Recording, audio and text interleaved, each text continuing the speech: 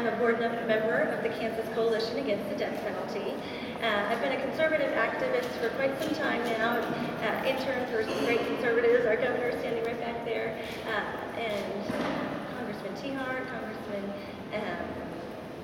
Pompeo, and I thank you all for being here. We as conservatives are starting to really make our presence known on this issue in particular, against the death penalty. We have a growing coalition of conservatives and Republicans who are against the death penalty and are calling for repeal. And today we'd like to just share a little bit about that with you. We have a list of conservative leaders who have signed on to a letter calling for repeal, and that should be made available to you in your press packet. There's much evidence around the state of Kansas of the growing concern with the death penalty. And evidence of that is that Republicans have removed pro-death penalty language from the platform. And young grassroots people, pro-lifers, citizens from all across Kansas have been calling on their leaders to make a stand and to take a stand on this issue. I'm just reminded of all of the people of Kansas in the past who have taken a bold stand on lots of issues. From the inception of Kansas in 1861, we had the chance to come into Kansas come into the Union as a free state or a slave state, and we took the bold route and we came into the Union as a free state because we chose to do what was right. Again, in 1958, with the Civil Rights Movement, we had one of the first organized citizen protests of the Civil Rights Unit right down the road in Wichita at the Dock City. We as Kansans have always been on the forefront of being bold and doing what is right. So I don't think that this is any exception. We here as conservatives would like to see the same boldness applied to this issue. Excuse me here. The death penalty is something that conservatives have mounted their opposition to, and we would like to just call and challenge other conservatives to take a fresh look, who are not with us, to take a fresh look at all the details surrounding this issue, the moral implications, as well as the fiscal impact, and then once again stand boldly for what we know is right. So I would like to introduce our first guest today. Many of you around here have seen his face and know who he is very well, Representative Bill Sutton.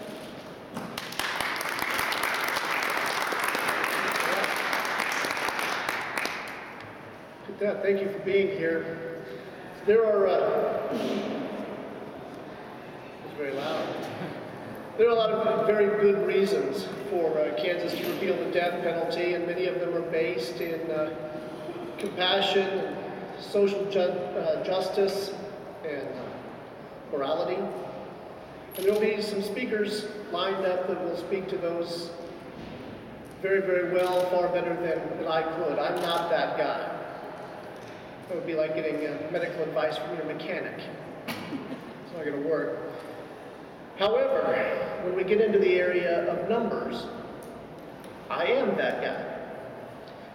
I take my role as a legislator very, very seriously, in that I try to make sure that every dollar spent by the Kansas taxpayer gets a return on that investment. This session, especially, we're looking for ways to balance the budget by eliminating wasteful spending. One of the areas that we most certainly should be looking at is at the death penalty. There are millions of dollars spent on the trials and appeal process, and we don't have anything to show for it. As I was speaking with someone just prior to this, it's very tough to make a case. Very rarely in government will you find a case in which there is absolutely zero utility for the tax dollars spent. And thank you for that, by the way. That's a great line. We haven't actually executed anyone in Kansas since 1965, when we killed the guys from in cold blood. We hung them, as a matter of fact. That's how long ago this was. We hung them. It wasn't actually Robert Blake that we killed because he came back from Peredo, but we killed the guys that perpetrated the murders that were represented in cold blood. In 2014, a Judicial Council report commissioned by the Kansas legislature that went through the legislative post-audit, investigated and provided figures on the fiscal impact of a prosecutor deciding to seek the death penalty as opposed to a non-death penalty trial. And especially this year, we need to take a better look at that report. I think it got buried somewhere, and we're not paying attention to it. The study does not rely on models and assumptions and so forth. This was very clear cut. We compared cases that the death penalty was sought in to the expenses for non-death penalty cases. And the results were very, very clear. Death-eligible cases in which the death penalty was sought were 3 to 4 times more expensive. Specifically, defense and district court costs were, in these very similar cases, as I said, 3 to 4 times higher. And that's not an outlier. Studies commissioned by legislatures in Indiana, Nevada, New Hampshire, they all came up with exactly the same thing. In Illinois, as a matter of fact, this is going to be, they repealed the death penalty in Illinois and immediately saved $4.7 million to the state budget. I know I'm talking about numbers to a crowd that may not be interested in numbers, but $4.7 million for a budget cut, that's with zero to show for it. All right, we have zero to show for the money that we spend. This is something that we've got to take a look at. Now, some remain incredulous that death penalty cases do cost more, and I understand that. We get the idea that, well, we have attorneys on staff, district attorneys, Board of Indigent Defense Services, we have them on staff. So if they're not working on a death penalty case, they'd just be working on something else, and the expense shouldn't be any different. In reality, that's not the case. Was that the timer? Am I out of time? Is that what In reality, for capital cases, we can't use regular court-appointed attorneys. We can't use public defenders. We have to get attorneys who have capital experience. And those attorneys have been around for a while. They make a little bit more money than what our public defenders are getting paid. We have to contract those out, and then our trials last for capital cases 2 or 3 times longer. Okay, so we have a higher priced attorney, 2 or 3 times longer. You can see where the expenses start adding up. Recent budget requests in counties. Franklin County had set aside $100,000 for an upcoming capital case. This isn't state money, this is county money. So property taxes, right, that's where that comes from. The county was advised that the cost of that case could go up to $350,000 or more. The Shawnee District Attorney, in 2014 requested $150,000 from his county to prosecute capital cases. 2010, this is kind of fun. I know we're going back a ways here, but 2010, Osage County raised property taxes to pay for capital cases. Just to pay for capital cases. Now, given the emphasis that this legislature has on finding savings, I fully expect that the repeal of the death penalty should be something that we should be considering. Now, that being said, if the death penalty saved lives, if that were the case, that would be a pretty good argument. How do we balance the dollars with the lives saved? But the reality is that correlation has never been proven. In fact, there are 18 states that that do not have the death penalty. Their murder rate is lower than Kansas. Why is that?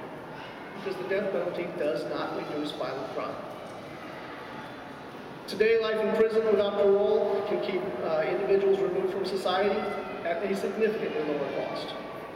And the savings, importantly, frees up more dollars that we could spend on things that do increase public safety. Like law enforcement, for example, drug and alcohol rehab programs that have a proven track record of success in reducing crime. Now, I do want to wrap this up. I know I've probably already gone over the time limit. Your timer went off for crying out loud, so I'm sure I'm over my time limit. But there is one bit of policy piece that I would throw in here that's not just dollars and cents. when we're dealing with something as important as life and death issues, I don't feel comfortable leaving that in the hands of any judiciary. As we've been discussing throughout the course of the session, I'm not even comfortable leaving them the responsibility of school finance formula, for crying out loud. So giving them the authority of life and death is something that's completely baffling to me, that anyone would be so in support of. Anyway, I thank you for being here. I thank you for your commitment to what is a very important issue.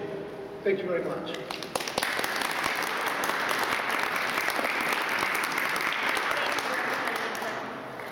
And now we have for you someone who is used to great people all the time. We welcome former Representative Anthony Brown.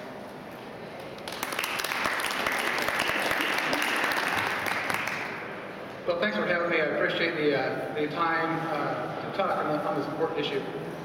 And it's kind of been nice on a personal note to be around people I've served with and some folks I knew, worked with on various issues. On this one, I think many people here would remember me as, if not the most conservative person in the State House, probably one of the top 5. And I've always been that way. I came up here as a person of conviction. I came up here not being wavered by lobbyists, not being wavered by the latest email I received from some angry constituent. I came up here with a set of principles, and I wish and I hope the legislative body would continue to use those set of principles as a guidepost on how they're dealing with important issues, especially when it comes to life. Me being a cradle Catholic, I was raised in a very strict German Catholic home, and being part of my Catholic faith was being pro-life. And it was instilled in me early on, and even as I became an adult, it became an issue for me. If I'm going to be pro-life at conception, if I value life at conception, that life has the same value at conception as 21 weeks, 31 weeks, 1-year-old, 10-year-old, 50-year-old. Doesn't matter the mental state, doesn't matter the health of the individual. All life has value. All life has the same value. So as for me, when I talk about pro-life instances, I value life from conception to natural death. Anything that interrupts that continuum of life is inherently wrong to the position of a pro-life stance.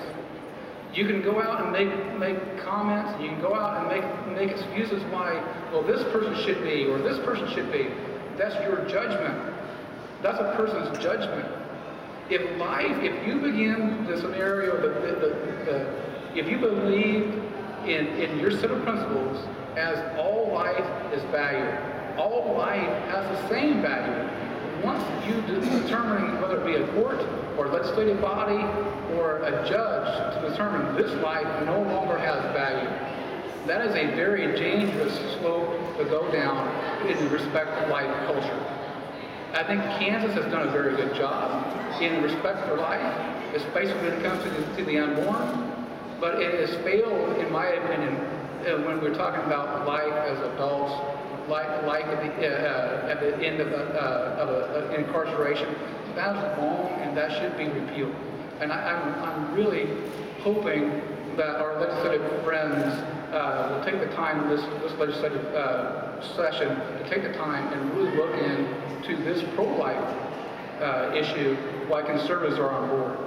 And one other quick note that bothers me as a conservative, I want to limit the power of government. I believe in the power of the individual. I believe in the power of the Constitution, and I believe in the power of the single person over state government. If we allow people to decide to take the greatest right given by God, life, away from a person, that's too much power in the hands of government. Guys, I appreciate your time. I'm not going to take any further time to discuss this issue, but it is a pro-life issue, and that's why I'm on board with repeal the death penalty. Thank you, Representative. And now we have for you someone who is used to great people all the time. We welcome former Representative Bill Sutton. Well,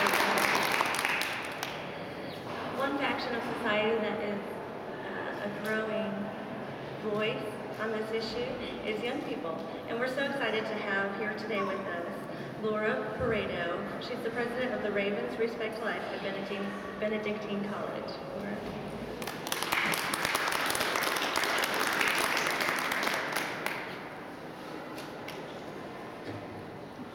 Hello everyone, thank you for being here today and inviting me to speak on behalf of all the youth of America.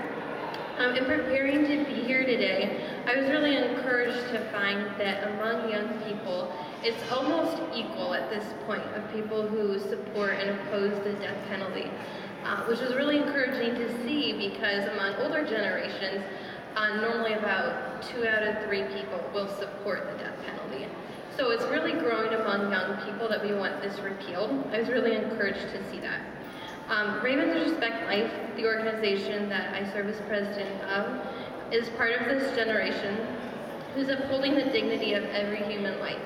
We brought over 300 people to the March for Life this year in DC.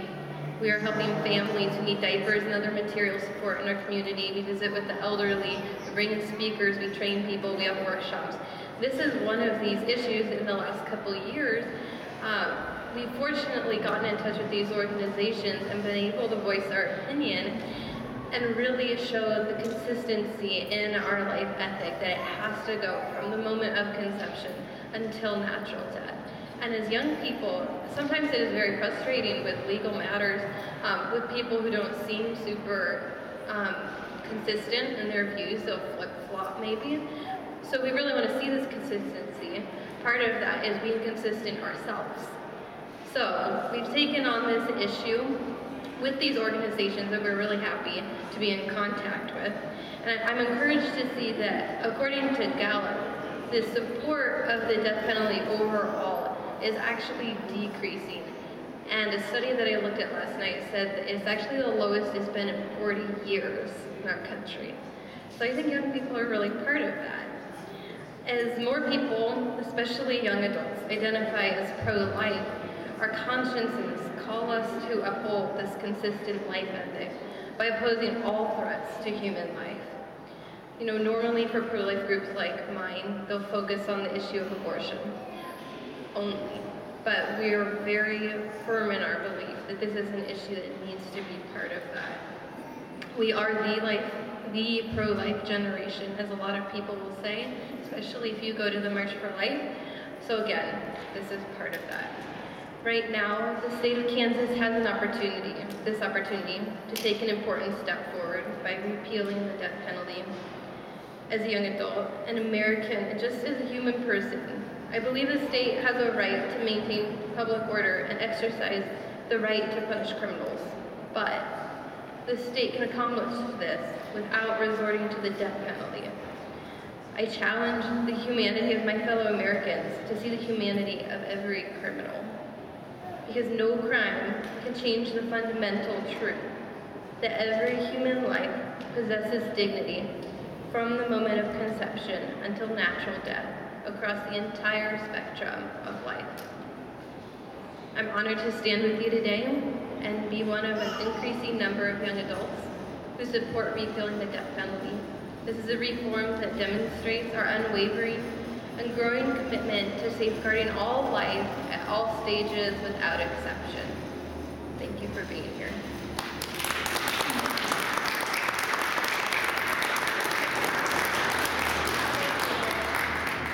These next two gentlemen have stories to tell, and I will let them tell them. First of all, we have Ron Keine. Ron is the Assistant Director of Witness to Innocence.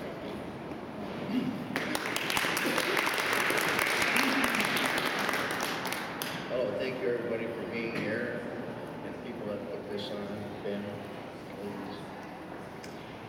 My name is Ron Keine.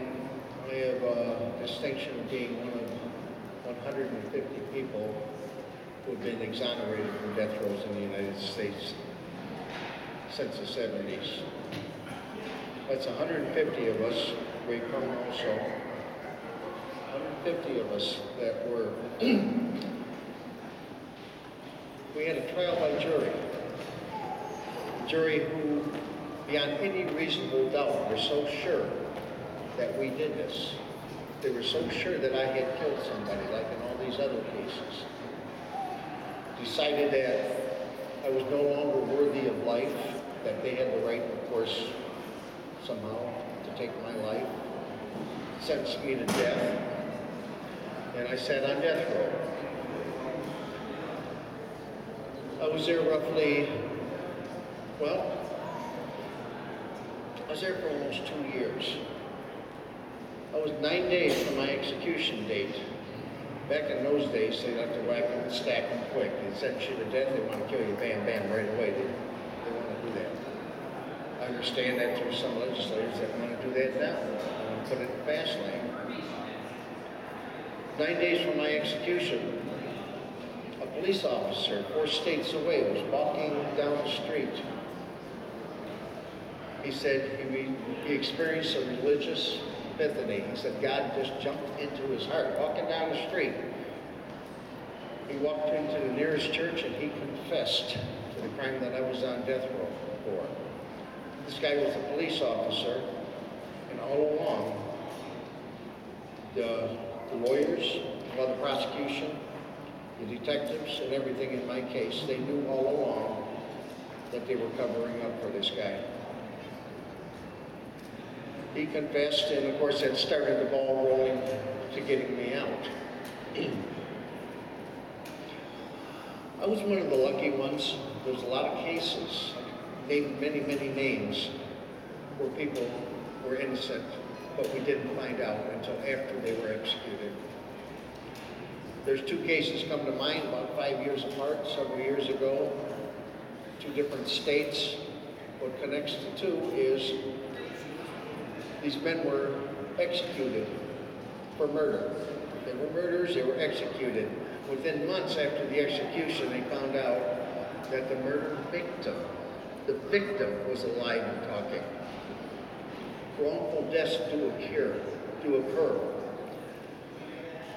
We have recent people, we have Todd Willingham, Carlos Luna, Ruben Cantu.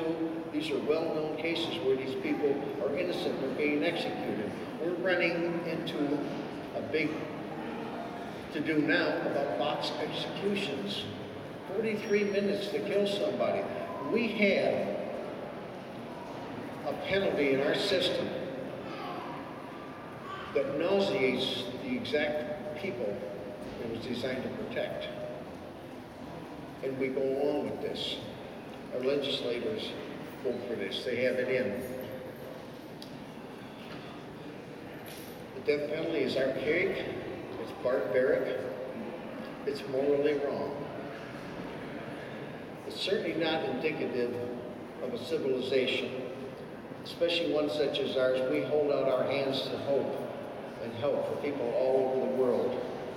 Yet at home, we kill our own citizens, and some of them innocent. Thank you.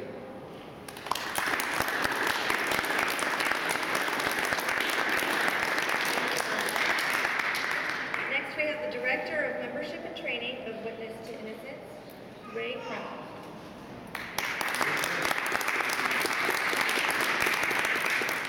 How does this happen in a country that holds itself out to the rest of the world as the epitome of democracy, of truth, justice, fairness, equality? How do we put our own citizens, innocent citizens, in face execution for something they didn't do? I tell you, I never believed it could happen.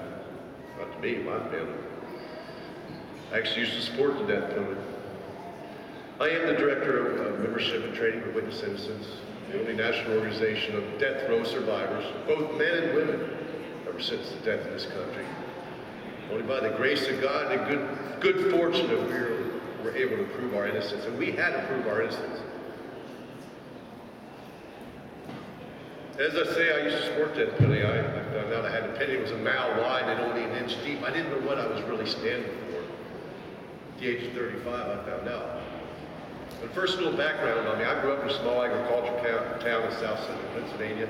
You know, one of them small towns where everybody knew everybody. You had a reputation the day you were born just based on your family's last name. I went to the same high school my grandparents went to. Same church my great-grandparents went to. And I was in the church choir. I was in the Boy Scouts, playing Pee Wee football, Little League baseball. When I graduated, I enlisted for 6 years in the U.S. Air Force. My 6 years were up in Phoenix, Arizona. I got out and I got a job with the U.S. Postal Service. Bought my own house. Life was good. But at the age of 35, I was arrested and questioned about a murder of a barmaid. I was questioned. 2 days later, I was arrested.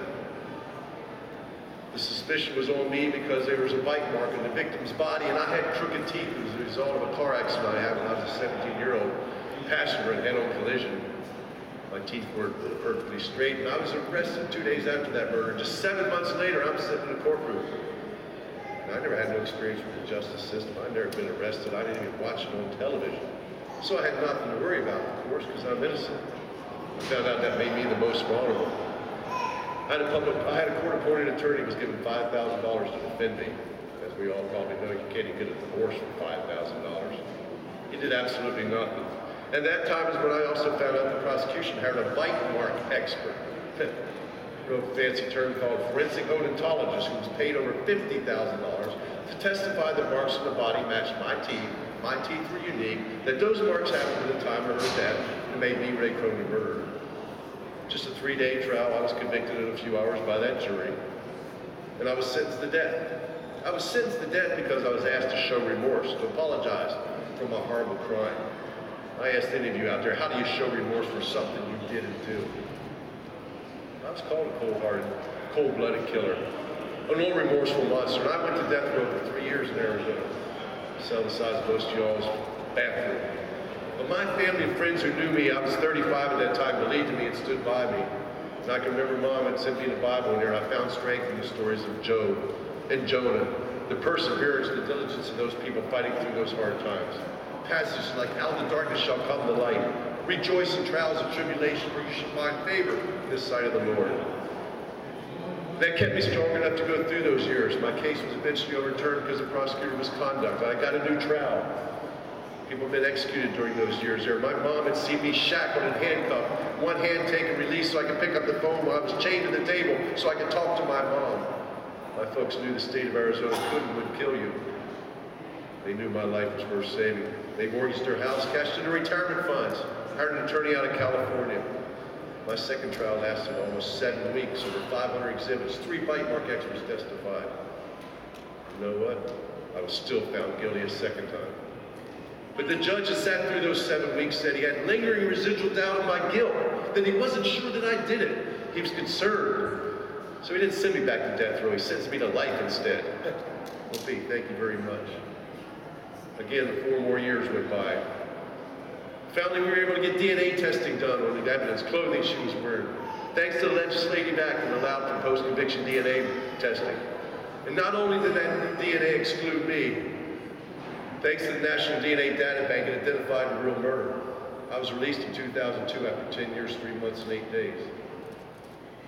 There was a lot of media coverage there because at the time of my release, I turned out to be the 100th person in America to face the death sentence, to facing an execution, only be later be proven innocent. 100 mistakes have been made, an important milestone.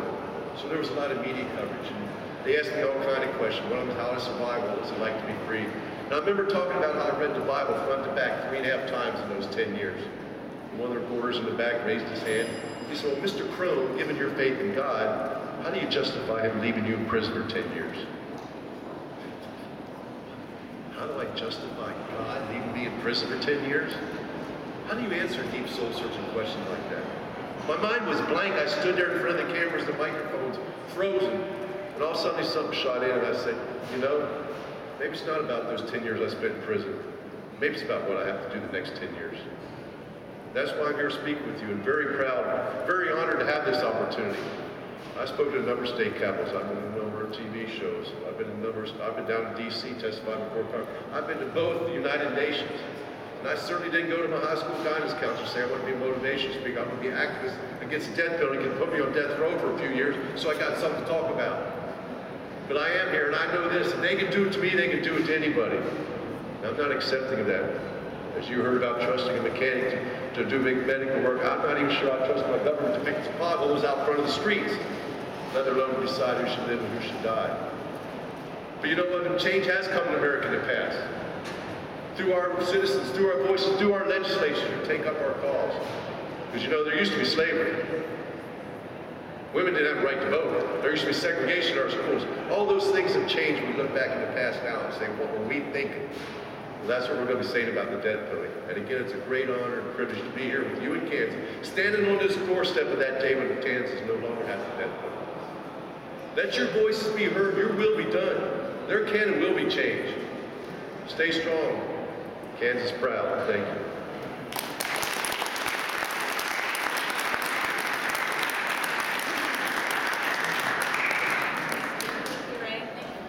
That concludes today. Are there any questions? Okay, if not, thank you all for coming.